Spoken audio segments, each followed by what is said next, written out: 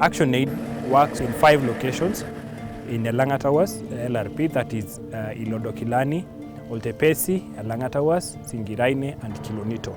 We are also working with 3 partners currently, that is Ilodokilani Women Network, Mayan Integrated Development Organization, and Lodokilani Community Organization. Hii kikundi yetu iliformiwa 2017 kwa sababu ActionAid walipokuja walifanya kwanza na community kabla hawajachukua partners.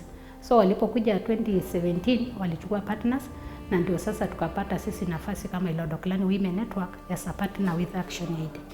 Lodokilani Women Network is a movement that is focusing into women's rights and more of SO1, that is women's rights and issues to do with violence against women. Kwa hiyo kikundi yetu tunasimamia haki ya mwanamke na msichana.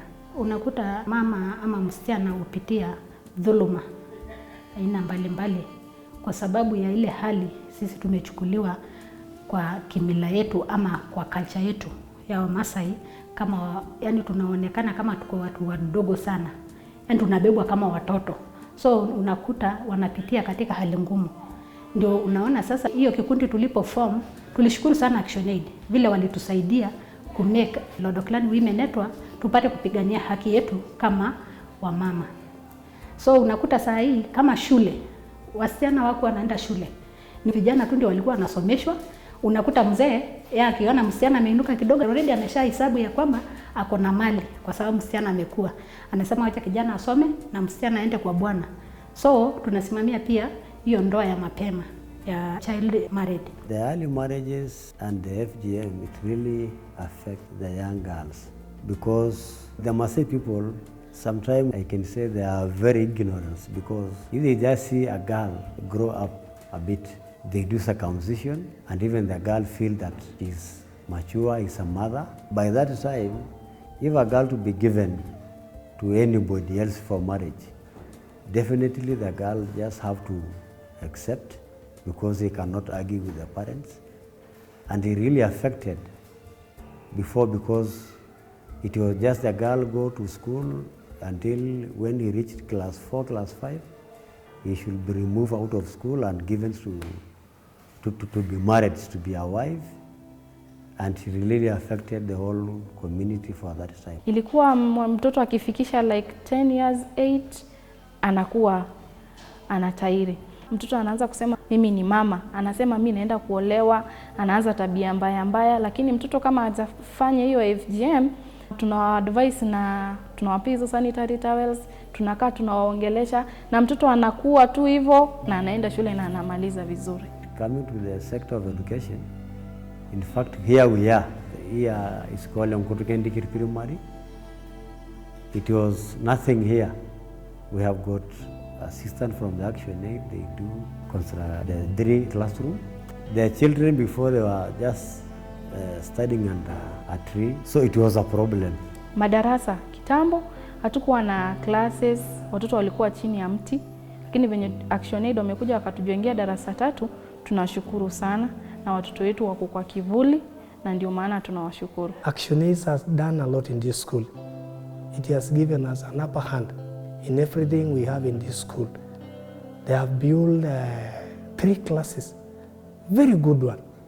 They have put desk, they have painted a lot of, even if you go to their classes, they have 2 blackboards, one in front and the backward one.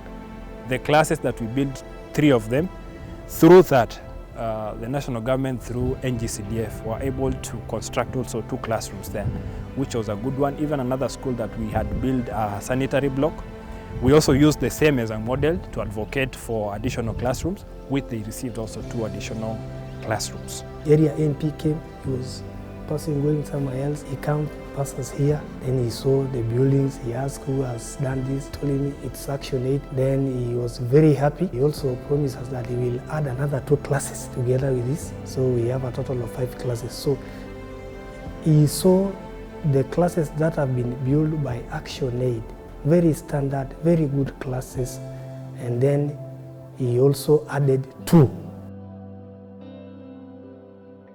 For most, congratulate ActionAid for the work they are doing. Concerning the early marriages, the actions to be taken, the development. I like the way ActionAid puts human beings or the people at the center of their programming. I think that's one thing I like, because literally, like, looking at that school, the Nkutwendikir Primary School, where it has come from to where it is now, and looking at those kids that were walking around 30 kilometers a day to get access to education, actually makes me feel proud about it, because that's at least the project when it was started, I was there, and up to where it is now. At least I can feel like this is one thing that ActionAid has done, and it has really impacted, because literally the number of teenage pregnancies in that community or in that location have reduced. The number of young girls that go through the cut so that they are prepared for marriage has reduced, because at least currently they are going to school. In the school they are taught about their rights through the girls and boys forums. So even when they are trying to get exposed to it, they will voice it out. So at least that is, even when you look at our programming in terms of human rights, even those girls can now voice it out and say, like, yeah, me, I can't go through this because in our girls forum I've been told this. Or even if they don't say it directly to their parents, they'll come and tell and speak it out to their patrons, and like, my father or my mom wants me to go through this.